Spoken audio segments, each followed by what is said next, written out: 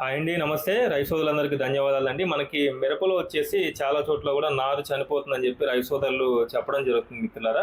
దానికి సంబంధించి మనకి మిరపలో స్టార్టింగ్ స్టేజ్‌లో మనకి నారు ఎక్కడన్నా మీకు చనిపోతుంది అన్నప్పుడు కనిపించినప్పుడు, మీరు స్టార్టింగ్ స్టేజ్‌లో వచ్చేసి ప్రతి ట్యాంక్‌కి గూడా రెడ్ ఎంఎల్ గోల్డ్ వచ్చేసి ఒక 50 గ్రాములు తీసుకొని స్ప్రే చేసుకోండి ఒక ట్యాంకీకి వచ్చేసి. మెటలాక్స్ 4%, దాంతో పాటు మ్యాన్కోజెబ్ వచ్చేసి 64%లో ఉంటుంది. ఇది ఒక బెస్ట్ రిజల్ట్ అనేది రావడానికి అవకాశం ఉంటుంది మిత్రులారా. ఇది ఒక బెస్ట్ ఆప్షను.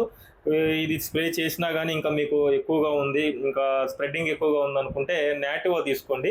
మనకి టుబాకోనజోల్ వచ్చేసి 50%, దాంతో పాటు ట్రైఫ్లోక్సిస్ట్రోబిన్ వచ్చేసి 24%లో ఉంటుందన్నమాట.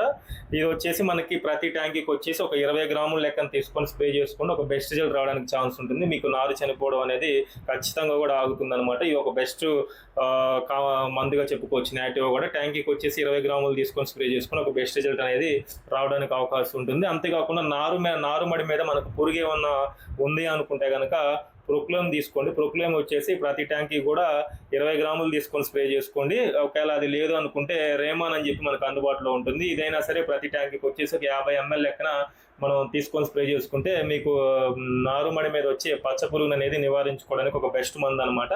నెక్స్ట్ చూసుకున్నట్లయితే కోరోజన్ అయినా తీసుకోండి. కోరోజన్ కూడా ఎఫ్ఎంసీ వాళ్ళది కోరోజన్ కూడా ఒక బెస్ట్ మందు అనమాట. ట్యాంకీకి వచ్చేసి 6 నుంచి 8 ml లోపల స్ప్రే చేసుకోండి. స్టార్టింగ్ స్టేజ్లో ఉంటే 6 ml స్ప్రే చేసుకోండి. కొంచెం పచ్చ పురుగు ఉధృతి ఎక్కువగా ఉంటే కనుక ట్యాంకీకి వచ్చేసి 8 ml తీసుకొని స్ప్రే చేసుకుని ఒక బెస్ట్ రిజల్ట్ అనేది రావడానికి ఛాన్స్ ఉంది. అంతేగాని మీరు పెద్ద మందులు అనేది ఖచ్చితంగా కూడా ఈ నారు మీద స్ప్రే చేసుకోవద్దు. ఎందుకంటే కొంతమంది డెలిగేట్ అని అట్లా కొన్ని వేరే పెద్ద మందులు స్ప్రే చేస్తూ ఉంటారు. అలాంటివి మీరు స్ప్రే చేసినట్లయితే మొక్క చిన్న స్టేజ్లో ఉంటుంది కాబట్టి మొక్క యొక్క రెసిస్టెన్స్ పవర్ అనేది డ్యామేజ్ అయ్యే అవకాశం అనేది ఉంటుంది మిత్రులారా. కాబట్టి ఖచ్చితంగా కూడా మీరు ఈ విధంగా తీసుకోండి. నారుమడిలో మీకు నారు చేస్తుంది అనుకుంటే కనుక రెడ్ ఎంఎల్ గోల్డ్ కానీ లేకపోతే నాటివో కానీ ఇవి రెండిట్లో ఏదన్నా తక్కువ స్టేజ్లో ఉంటే రెడ్ ఎంఎల్ గోల్డ్ స్ప్రే చేసుకుని, ఉధృతి ఎక్కువగా ఉంటే కనుక నాటివో స్ప్రే చేసుకుని ఒక బెస్ట్ రిజల్ట్ రావడానికి ఛాన్స్ ఉంటుంది.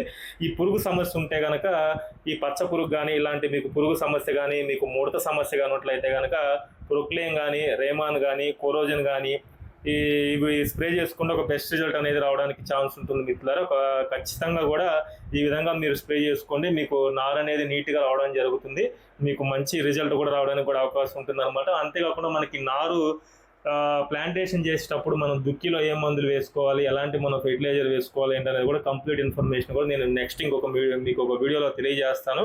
ప్రస్తుతం అయితే ఈ వీడియోలో వచ్చేసి మనకి నారు చనిపోతున్నా కాకపోతే పురుగు సమస్య ఉన్నట్లయితే ఈ విధంగా స్ప్రే చేసుకున్నట్లయితే ఒక బెస్ట్ రిజల్ట్ రావడానికి ఛాన్స్ ఉంటుంది మిత్రులారా. ఈ వీడియోతో ఎంతటితో ముగిస్తున్నాను. ఈ వీడియో కనుక నచ్చితే తోటి రైతులకు షేర్ చేయండి. Thank you very much.